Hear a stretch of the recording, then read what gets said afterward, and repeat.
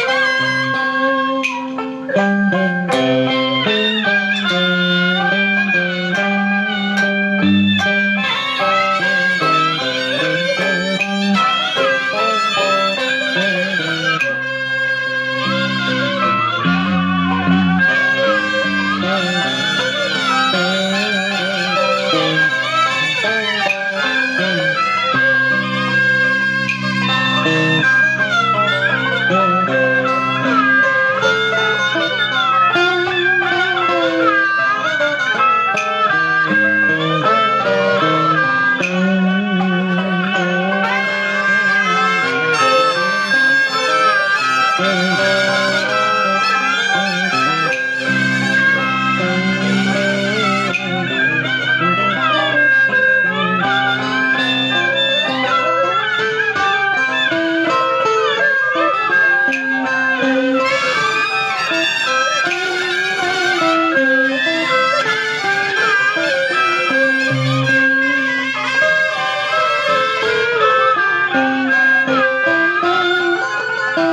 bỏ lỡ